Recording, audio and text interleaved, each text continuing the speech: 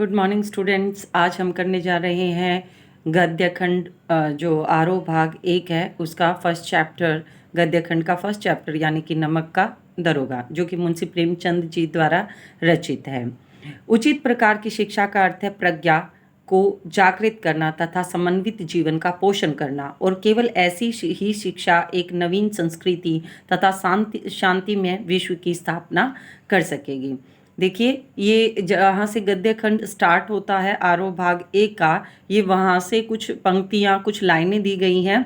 तो ये हमारे लिए इतनी ही महत्वपूर्ण है जितना कि चैप्टर, क्योंकि ये भी एनसीईआरटी में का ही एक पार्ट है। जब ये पूछा जाता है तो हमें ये लगता है कि ये लाइनें कहाँ से पूछी गई हैं, बट पूछी एनसीईआरटी से ही जा रही हैं, तो हम किन्हीं भी पंक्तियों को स्किप नहीं करेंगे।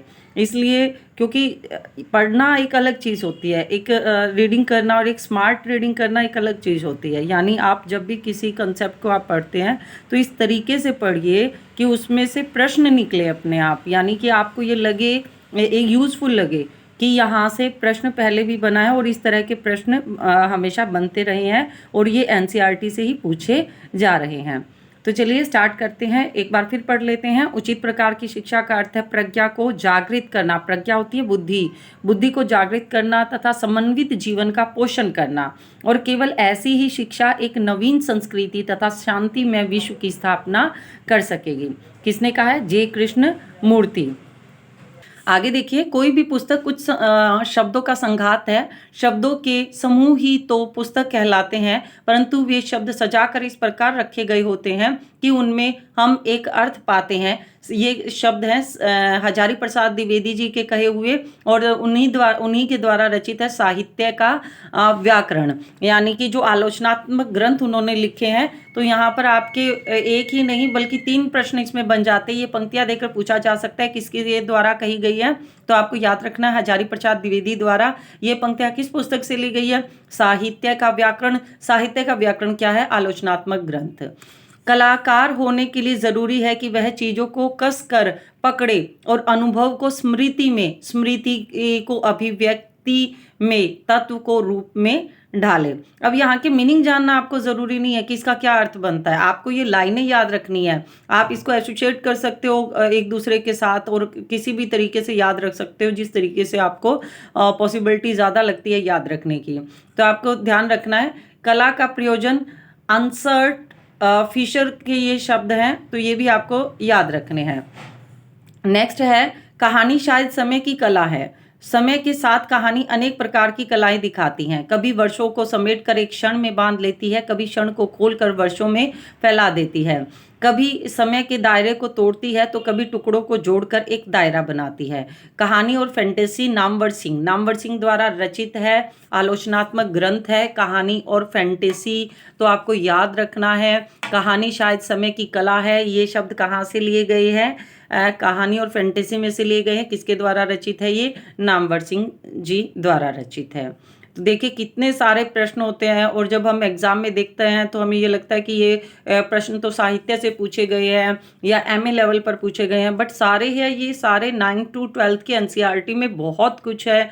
आपको मतलब ये लगा लीजिए कि 60 मार्क्स की जो आपकी बुक से जो क्वेश्चंस आएंगे वो लगभग आपका 40 मार्क्स एनसीईआरटी से कवर हो जाता है। 40 से भी ज़्यादा हो जाता होगा, बट 40 तो होता ही होता है। आगे देखिए, साहित्य वह जादू की लकड़ी है जो पशुओं में, ईंट पत्थरों में, पेड़ पौधों में भी विश्व की आत्मा का दर्शन करा देती है। ये किसने कहा है? जीवन में साहित्य का स्थान। किसके द्वारा रचित है? प्रेमचंद जी द्वारा रचित है जीवन में साहित्य का स्थान। वहां से ये पंक्तियां ली गई हैं। साहित्य वह जादू की लकड़ी है जो पशुओं में, ईंट पत्थरों में, पेड़ पौधों में भी विश्व की आत्मा का दर्शन करा देती है। अब साहित्यिक परिचय देखिए प्रेमचंद जी का। मूल नाम है धनपत राय, जन्म सन 1880, लंबी गांव उत्तर प्रदेश। प्रमुख रचनाएं सेवा सदन, प्रेमाश्रम, रंगभूमि, निर्मला, कायाकल्प, गबन, कर्मभूमि, गोदान, ये सब उपन्यास हैं। सोजे वतन, मानसरोवर, 8 खंड में गुप्त धन कहानी संग्रह है। करबला, संग्राम, प्रेम की देवी नाटक हैं। कुछ विचार, विविध प्रसंग निबंध संग्रह है। मृत्यु सन 1936 में हुई है। याद रखिए, प्रेमचंद जी का जन्म 1880 और मृत्यु 1936। प्रेमचंद जी हिंदी कथा साहित्य के शिखर पुरुष माने जाते हैं। कथा साहित्य के इस शिखर पुरुष का बचपन अभावों में बीता है, यानी कमियों में बीता है। स्कूली शिक्षा पूरी करने के बाद पारिवारिक समस्याओं के कारण जैसे तैसे बीए तक की पढ़ाई की। अंग्रेजी में एमए करना चाहते थे, लेकिन जीवन यापन के लिए नौकरी करनी पड़ी। सरकारी नौकरी मिली भी, लेकिन महात्मा गांधी के असहयोग आंदोलन में सक्रिय होने के कारण त्याग पत्र देना पड़ा। राष्ट्रीय आंदोलन से जुड़ने के बावजूद लेखन कार्य सुचारू रूप से चलता रहा। पत्नी शिवरानी देवी के साथ अंग्रेजों के खिलाफ आंदोलन में हिस्सा लेते रहे। उनके जीवन का राजनीतिक संघर्ष उनकी रचनाओं में सामाजिक संघर्ष बनकर सामने आया है, जिसमें जीवन का यथार्थ और आदर्श दोनों था। क्योंकि जो प्रेमचंद जी थे वो आदर्शोन्मुखी यथार्थवादी लेखक थे। हिंदी साहित्य के इतिहास में कहानी और उपन्यास की विधा के विकास का काल विभाजन प्रेमचंद को ही केंद्र में रखकर किया जाता है। प्रेमचंद पूर्व युग, प्रेमचंद युग, प्रेमचंदोत्तर युग, यानी कि उन्हें उन्हीं के नाम से उपन्यास और कहानियों के युग के नाम रखे गए हैं। यह प्रेमचंद के निर्विवाद महत्व का एक स्पष्ट प्रमाण है। वस्तुतः प्रेमचंद ही पहले रचनाकार हैं जिन्होंने कहानी और उपन्यास की विधा को कल्पना और रोमानियत के धुंधलेके से निकालकर यथार्थ की ठोस जमीन पर प्रतिष्ठित किया। यथार्थ की जमीन से जुड़कर कहानी किस्सा गोई तक सीमित न रहकर, किस्सा गोई यानी कि एक आम घटना किस्से तक सीमित न रहकर पढ़ने पढ़ाने की परंपरा से भी जुड़ी। इसमें उनकी हिंदुस्तानी, हिंदी उर्दू मिश्रित, हिंदुस्तानी भाषा कौन सी है जिसमें हिंदी उर्दू दोनों मिश्रित होती हैं, भाषा का विशेष योगदान रहा। वैसे भी आपको अगर पता हो तो प्रेमचंद जी पहले उर्दू भाषा में लिखते थे, बाद में उन्होंने हिंदी भाषा में लिखना प्रारंभ किया था। उनके यहाँ हिंदुस्तानी भाषा अपने पूरे ठाट बाट और जातीय स्वरूप के साथ आई है। उनका आरंभिक कथा साहित्य कल्पना, संयोग और रोमानियत के ताने बाने से बुना है। रोमानियत यानी कि क्योंकि उर्दू का उसमें बहुत ज़्यादा चलन था उनके आरंभिक साहित्य में, लेकिन एक कथाकार के रूप में उन्होंने लगातार विकास किया और पंच परमेश्वर जैसी कहानी तथा सेवा सदन जैसे उपन्यास के साथ सामाजिक जीवन को कहानी का आधार बनाने वाली यथार्थवादी कला के अग्रदूत के रूप में सामने आई। यथार्थवादी जो वास्तविकता है, यथार्थवाद के भीतर भी आदर्शोन्मुख यथार्थवाद से आलोचनात्मक यथार्थवाद तक की विकास यात्रा प्रेमचंद जी ने की। आदर्शोन्मुख यथार्थवाद स्वयं उन्हीं की गढ़ी हुई एक संज्ञा है, यानी उन्हीं ने नाम दिया है किसका, आदर्शोन्मुख यथार्थवाद। यह कहानी और उपन्यास के क्षेत्र में किए गए उनके ऐसे रचनात्मक प्रयासों पर लागू होती है जो कटु यथार्थ का चित्रण करते हुए भी समस्याओं के अंतर्विरोधों के अंततः एक आदर्शवादी और मनोवांछित समाधान तक पहुंचा देती है। यानी किसी भी कहानी को प्रेमचंद जी यहाँ पर खत्म नहीं करते, उसका जो एंड है वो एक बुरा एंड नहीं रखते कहानी का, बल्कि जो होना चाहिए, जिसके लिए हम कहते हैं कि ऐसा होना चाहिए, जो होना चाहिए होता है वो आदर्श होते हैं, तो वही उन्हीं आदर्शों पर आकर कहानी खत्म होती है। सेवा सदन, प्रेमाश्रम आदि उपन्यास और पंच परमेश्वर, बड़े घर की बेटी, नमक का दरोगा आदि कहानियां ऐसी ही हैं। यानी आपको याद रखना है, ये सेवा सदन, प्रेमाश्रम आदि उपन्यास है, पंच परमेश्वर, बड़े घर की बेटी, नमक का दरोगा आदि कहानियां हैं। बाद की इनकी रचनाओं में यह आदर्शवादी प्रवृत्ति कम ही होती गई और धीरे धीरे ऐसी स्थिति तक पहुंचते हैं जहां कठोर वास्तविकता को प्रस्तुत करने में वे किसी तरह का समझौता नहीं करते। यानी आदर्श पर कहानियां खत्म करना उन्होंने बंद कर दिया। गोदान उपन्यास और पूछ की रात, कफन आदि कहानियां उसके सुंदर उदाहरण हैं। यहाँ दी गई कहानी नमक का दरोगा प्रथम प्रकाशन अभी आपको याद रखना चाहिए, 1914 में नमक का दरोगा का प्रकाशन हुआ था और प्रेमचंद की बहुचर्चित कहानी है जिसे आदर्शोन्मुख यथार्थवाद में एक मुकम्मल उदाहरण के रूप में देखा जा सकता है। कहानी में ही आए हुए एक मुहावरे को लें तो यह धन के ऊपर धर्म की जीत की कहानी है। तो यहाँ से आपको ये ही पंक्ति उठाकर दे दी जाएगी कि धन के ऊपर धर्म की जीत किस कहानी का उद्देश्य है, तो आपको याद रखना है नमक का दरोगा। धन और धर्म को हम क्रमशः सद्वृत्ति और असद्वृत्ति, बुराई और अच्छाई, असत्य और सत्य इत्यादि भी कह सकते हैं। यानी धन क्या हो गया, बुराई का प्रतीक है, धर्म किसका है, अच्छाई का प्रतीक है। कहानी में इनका प्रतिनिधित्व क्रमशः पंडित ओलोपी दीन और बंसी मुंशी बंसीधर नामक पात्रों ने किया है, यानी कि ओलोपीदीन धन के स्वामी हैं और मुंशी बंसीधर धर्म के स्वामी हैं। ईमानदार कर्मयोगी मुंशी बंसीधर को खरीदने में असफल रहने के बाद पंडित ओलोपीदीन अपने धन की महिमा का उपयोग कर उन्हें नौकरी से मुअत्तल करा देते हैं, यानी कि नौकरी से निकलवा देते हैं।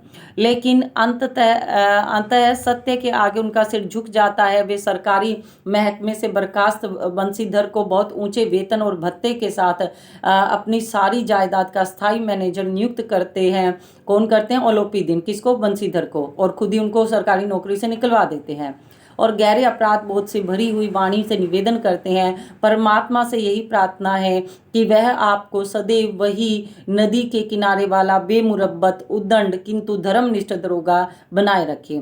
अब आपको ये पंक्तियां उठाकर दे दी जाएंगी और पूछ ली जाएंगी कि ये किस चैप्टर से है, तो आपको पता होना चाहिए ये नमक के दरोगा से है। ये भी पूछा जा सकता है ये कथन किसने कहे हैं, तो आपको पता होना चाहिए पंडित ओलोपीदीन द्वारा ये कथन कहे गए हैं। कहानी के इस अंतिम प्रसंग से पहले तक की समस्त घटनाएं प्रशासनिक और न्यायिक व्यवस्था में व्याप्त भ्रष्टाचार तथा उस भ्रष्टाचार के व्यापक सामाजिक स्वीकार्यता अत्यंत साहसिक तरीके से हमारे सामने उजागर करती है। ईमानदार व्यक्ति के अभिमन्यु के समान निहत्थे होता है बिना हथियार के, और अकेले पढ़ते जाने की यथार्थ तस्वीर इस कहानी में बहुत बड़ी खूबी है। किंतु प्रेमचंद इस संदेश पर कहानी को ख़त्म नहीं करना चाहते, क्योंकि इस दौर में वे मानते थे कि ऐसा यथार्थवाद हमको निराशावादी बना देता है। ये पंक्तियाँ आपके लिए बहुत विशेष हैं, पूछी जा सकती हैं कि ये पंक्तियाँ किसके द्वारा कही गई है और ये कौन मानता है, तो ये मुंशी प्रेमचंद जी द्वारा कही गई हैं, वही इसे मानते हैं। उनका मानना था कि यथार्थवाद हमको निराशावादी बना देता है, यानी कि अगर कहानी का जो एंड होगा वो नेगेटिव होगा, वो बुरा होगा, तो उससे लोगों के बीच में निराशावाद फैलेगा। मानव चरित्र पर से हमेशा विश्वास उठ जाता है। हमको चारों तरफ बुराई ही बुराई नजर आने लगती है, इसीलिए वो हर जो कहानी थे उनका एंड आदर्शवादी करते हैं। उपन्यास शीर्षक के निबंध से, यानी कि आपको यहाँ पर बहुत वेरी वेरी इंपॉर्टेंट ये आपकी लाइंस हैं, आपको याद रखना। यथार्थवाद हमको निराशावादी बना देता है, मानव चरित्र पर से हमारा विश्वास उठ जाता है, हमको चारों तरफ बुराई ही बुराई नजर आने लगती है। ये कहाँ से ली गई है पंक्तियाँ? उपन्यास शीर्षक निबंध है ये, और उपन्यास निबंध का नाम है, और इसके जो लेखक हैं वो कौन है? मुंशी प्रेमचंद जी हैं। यहाँ पर ये पूछा जा सकता है कहाँ से ली गई है, तो उपन्यास से ली गई है। आपसे पूछा जा सकता है उपन्यास क्या है? निबंध है, कहानी है, उपन्यास है, तो आपको पता होना चाहिए ये निबंध विधा की निबंध शैली की विधा है जो उपन्यास है। किसने लिखा है? प्रेमचंद जी ने। इसलिए कहानी का अंत सत्य की जीत के साथ होता है। ये हमारा साहित्यिक परिचय और पाठ का सार था। अब हम नमक का दरोगा है वो कहानी देख लेते हैं। मैं थोड़ा फास्ट ट्रैक पर रहूँगी, क्योंकि वैसे भी हम स्पीड बढ़ाकर किसी भी वीडियो को देखते हैं ताकि उसमें टाइम कम लगे। मैं ऑलरेडी अपनी स्पीड मेरी स्पीड बहुत ज़्यादा है, तो जल्दी से जल्दी कंप्लीट करने की कोशिश करूँगी मैं इस चैप्टर को। जब नमक का नया विभाग बना और ईश्वर प्रदत्त होता है जो प्रकृति से मिलता है, वस्तु के व्यवहार करने का निषेध हो गया।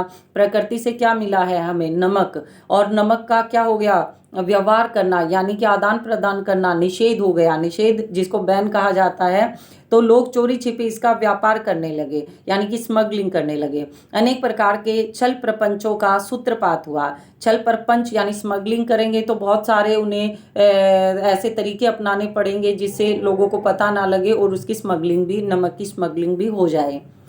कोई घूस से काम निकालता था, कोई चालाकी से, यानी कोई रिश्वत देकर उसकी स्मगलिंग करता था नमक की, तो कोई अपनी चालाकी से कहीं छिपा कर कैसे भी। अधिकारियों के बारह थे। पटवारीगिरी का सर्वसम्मति पद छोड़कर लोग इस विभाग की बरकंदाजी करते थे। बरकंदाजी करना मतलब उस विभाग के लिए तरह तरह के तरीके अपनाते थे कि और पटवारगिरी जो सर्वसम्मति सम्मानित जो पद था, जिसको बहुत बड़ा पद माना जाता था, उसको छोड़कर लोग किस विभाग में आना चाहते थे? पुलिस विभाग में आना चाहते थे। इसके दरोगा पद के लिए तो वकीलों का भी जी ललचाता था।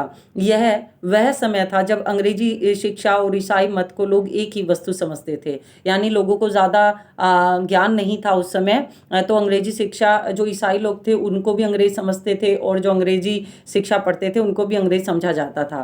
प्रेम की कथाएं और श्रृंगार रस के काव्य पढ़कर फारसिंदा लोग सर्वोच्च पदों पर नियुक्त हो जाया करते थे।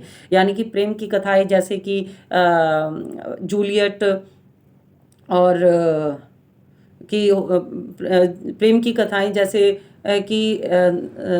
जूलियट हो गया, मतलब कोई भी जैसे जो इंग्लिश नॉवेल्स वगैरह हैं, और श्रृंगार रस के काव्य पढ़कर जो श्रृंगार रस के काव्य जो हिंदी इंग्लिश यानी कि पढ़कर ये एक समझाया गया है इस पंक्ति के माध्यम से कि जो लोग हैं वो अपनी शिक्षा को ख़त्म करके सर्वोच्च पदों पर नियुक्त हो जाया करते थे। ज़्यादा लंबा काम नहीं था उस समय। मुंशी बंसीधर जी जुलेखा की विरह कथा समाप्त करके मजनू और फरहाद के प्रेम वृत्तांत को नल और नील की लड़ाई और अमेरिका के आविष्कार से अधिक महत्व की बातें समझते हुए रोजगार की खोज में निकले। यानी कि इतना सारा कुछ उन्होंने पढ़ लिया।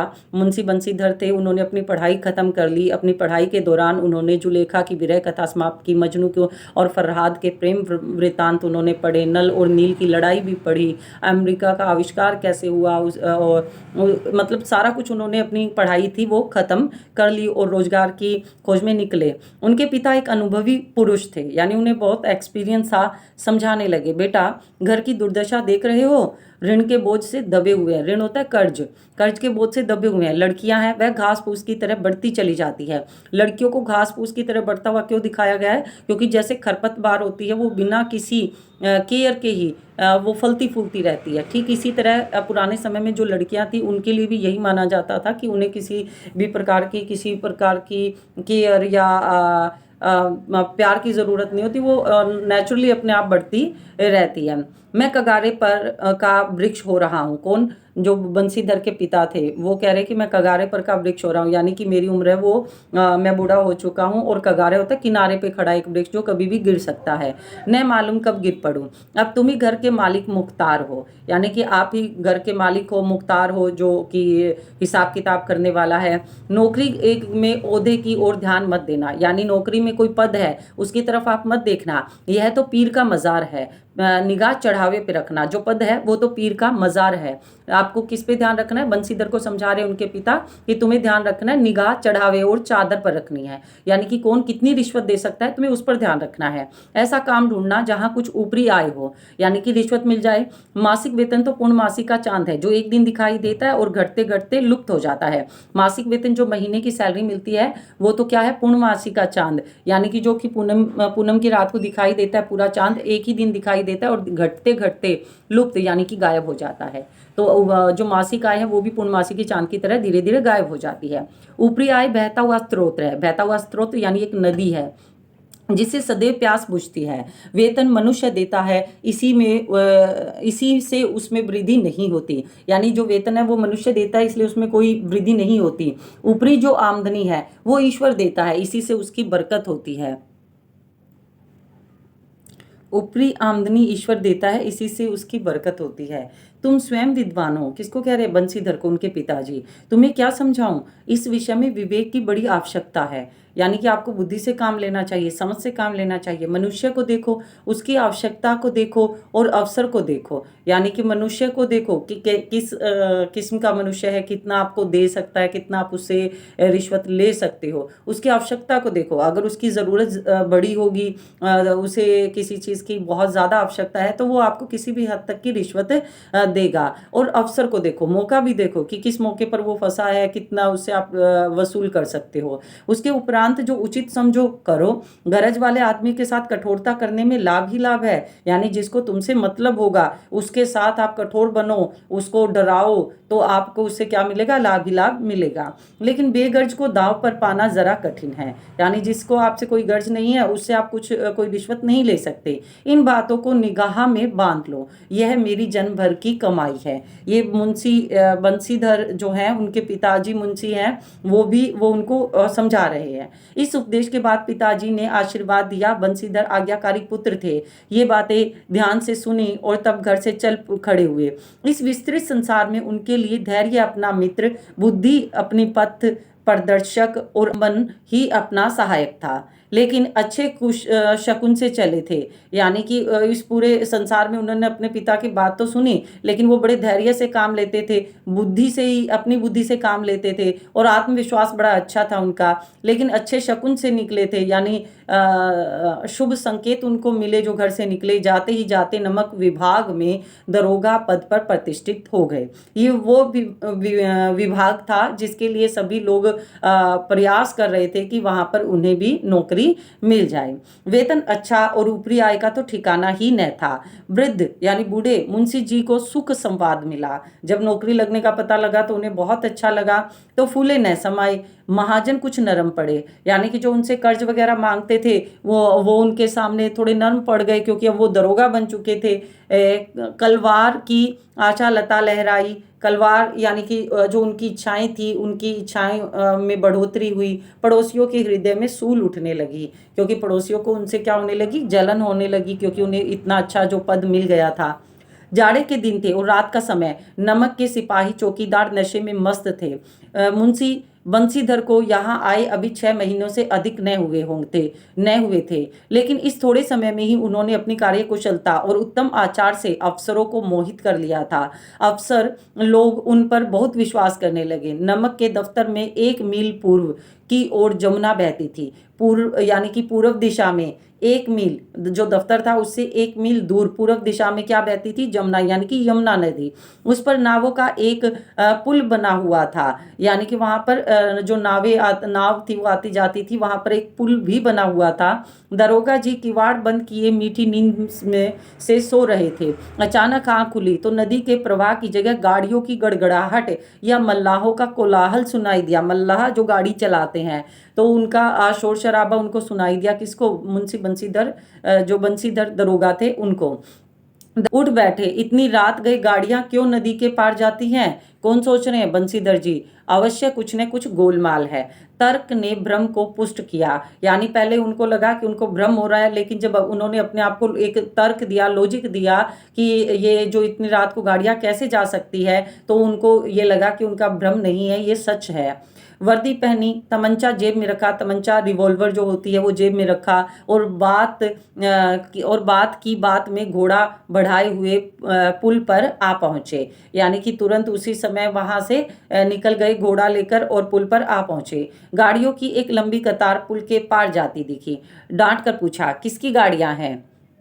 अब देखिए, ये एक दृश्य भी दिखाया गया है, यहाँ से पुल के पार जाती है, ये नाव है, नावों के ऊपर एक पुल बना हुआ है। तो यहाँ पर कहा किसकी गाड़ियां हैं। थोड़ी देर तक सन्नाटा रहा, आदमियों में कुछ कानाफूसी हुई। तब आगे वाले ने कहा, पंडित ओलोपीदीन की। कौन पंडित ओलोपीदीन? दातागंज के। याद रखिए, पंडित ओलोपीदीन कहाँ के थे? दातागंज के।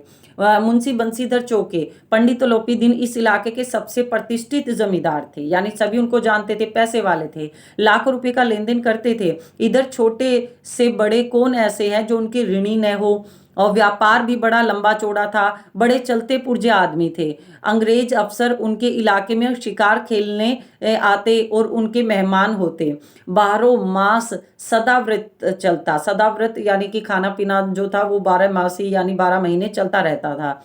मुंशी जी ने पूछा, गाड़ियां कहाँ जाएगी? उत्तर मिला, कानपुर। लेकिन इस प्रश्न पर कि इसमें क्या है, सन्नाटा छा गया। दरोगा साहब का संदेह और भी बढ़ गया, यानी उनका शक बढ़ गया। कुछ देर तक उत्तर की बाट देखकर वह जोर से बोले, क्या तुम सब गूंगे हो गए हो? हम पूछते हैं, इनमें क्या लदा है? लदा है मतलब क्या लाद रखा है, क्या डाल रखा है? जब इस बार भी कोई उत्तर नहीं मिला तो उन्होंने घोड़े को एक गाड़ी से मिलाकर बोरे को टटोला। भ्रम दूर हो गया। यह नमक के ढेले थे। ढेले मतलब पत्थर होते हैं जो। पंडित ओलोपीदीन अपने सजीले रथ पर सवार कुछ सोते और कुछ जागते चले आते थे। अचानक कई गाड़ी वालों ने घबराए हुए आकर जगाया और बोले, महाराज, दरोगा ने गाड़ियां रोक दी हैं और घाट पर खड़े आपको बुलाते हैं। पंडित ओलोपीदीन का लक्ष्मी पर अखंड विश्वास था। लक्ष्मी यानी पैसे पर। पंडित ओलोपीदीन को यह लगता था कि वो रिश्वत देगा और कोई भी काम बन जाएगा। वह कहा करते थे कि संसार का तो कहना ही क्या, स्वर्ग में भी लक्ष्मी का ही राज्य है। उनका यह कहना यथार्थ ही था, यानी सच्चाई भी थी इसमें। न्याय और नीति सब लक्ष्मी के ही तो खिलौने हैं। इन्हें वह जैसे चाहते चाहती वैसे ही नचाती है। लेटे ही लेटे गर्व से बोले, चलो हम आते हैं। यह कहकर पंडित जी ने बड़ी निश्चिंता से पान के बीड़े लगाकर खाए। किसने? पंडित तोलोपीदीन ने। फिर लिहाफ ओढ़े हुए, यानी कि जो चादर वगैरह है वो ओढ़े हुए दरोगा के पास आकर बोले, बाबूजी आशीर्वाद कहिए, हमसे ऐसा कौन सा अपराध हुआ कि गाड़ियां रोक दी गई? हम ब्राह्मणों पे तो आपकी कृपा दृष्टि रहनी चाहिए। वंशीधर रुखाई से बोले, सरकारी हुक्म है। पंडित तोलोपीदीन ने हंसकर कहा, हम सरकारी हुक्म को नहीं जानते और न सरकार को। हमारे सरकार तो आप ही हैं। हमारा और आपका तो घर का मामला है। हम कभी आपसे बाहर हो सकते हैं? आपने व्यर्थ का कष्ट उठाया। यह हो नहीं सकता कि इधर से जाएं और इस घाट के देवता को भेंट न चढ़ावे। अब इनडायरेक्टली ओलोपीदीन जो बंसीधर है उसको कह रहे हैं कि आपने ऐसे ही खामखा रोका, अगर आपको रिश्वत चाहिए थी तो हमें तो वहां आपको दे ही देते। मैं तो आपकी सेवा में स्वयं ही आ रहा था। बंसीधर ने ऐश्वर्य की मोहिनी वंशी का कुछ प्रभाव न पड़ा। किस पर? बंसीधर का। ऐश्वर्य की मोहिनी यानी कि लक्ष्मी। ईमानदारी की नई उमंग थी। कड़क कर बोले, हम उन नमक हरामों में से नहीं हैं जो कोड़ियों पर अपना ईमान बेचते फिरते हैं। आप इस समय हिरासत में हैं। आपका कायदे के अनुसार चालान होगा। बस मुझे अधिक बातों की फुर्सत नहीं है। जमादार बदलू सिंह, तुम इन्हें हिरासत में ले लो, मैं हुक्म देता हूं। पंडित तोलोपीदीन स्तंभित हो गए, यानी कि आश्चर्यचकित, हिल भी नहीं पाए अपनी जगह से। गाड़ी वालों में हलचल मच गई। पंडित जी के जीवन में कदाचित, यानी कि पहले कभी भी ऐसा अवसर नहीं हुआ था कि पंडित जी को यह ऐसी कठोर बातें सुननी पड़ी। बदलू सिंह आगे बढ़ा, किंतु रोब के मारे यह साहस न हुआ कि उनका हाथ पकड़ सके, क्योंकि वो बहुत बड़े आदमी थे। पंडित जी ने धर्म को धन का ऐसा निरादर करते कभी न देखा था। विचार किया, यह अभी उदंड लड़का है। उदंड यानी कि बदतमीज कह सकते हैं। माया मोह के जाल में अभी नहीं पड़ा। अल्लड़ है, झिझकता है, यानी कि ये रिश्वत लेते हुए शर्मा रहा है। बहुत दीन भाव से बोले, बाबू साहब ऐसा न कीजिए, हम मिट जाएंगे, इज्जत धूल में मिल जाएगी। हमारा अपमान करने से आपके हाथ क्या आएगा? हम किसी तरह आपसे बाहर थोड़े ही हैं, यानी जैसा आप चाहेंगे हम वैसा ही करेंगे। कौन कह रहे हैं? बंसीधर नहीं, ओलोपीदीन। बंसीधर ने कठोर स्वर में कहा, हम ऐसी बातें नहीं सुनना चाहते। ओलोपीदीन ने जिस सहारे को चट्टान समझ रखा था, यानी लक्ष्मी यानी पैसे को चट्टान समझ रखा था, वह पैरों के नीचे से खिसकता हुआ मालूम हुआ। स्वाभिमान और धन ऐश्वर्य की कड़ी चोट लगी। किसको? किसके स्वाभिमान को? पंडित ओलोपीदीन को। किंतु अभी तक धन की संख्या की शक्ति का पूरा भरोसा था। संख्या की शक्ति मतलब उसकी संख्या पर, कि जैसे जैसे मैं पैसे बढ़ाऊंगा वो कहीं ना कहीं तो जो बंसीधर है वो मतलब लालच में आ ही जाएगा। अपने मुख्तार यानी अपने अकाउंटेंट से बोले, लाला जी 1,000 के नोट बाबू साहब को भेंट करो। आप इस समय भूखे सिंह हो रहे हो, यानी कि भूखे शेर हो रहे हो। बंसीधर ने गर्म होकर कहा, 1,000 नहीं, 1,00,000 भी मुझे सच्चे मार्ग से नहीं हटा सकते। धर्म की इस बुद्धिहीन दृढ़ता और देव दुर्लभ त्याग पर मन बहुत झुंझलाया। किसका? पंडित ओलोपीदीन का। ठीक है, धर्म की इस बुद्धिहीन दृढ़ता, यानी उसने अपनी विवेक से काम नहीं लिया। उसको इतने पैसे मिल रहे हैं, वो उसको नकार रहा है।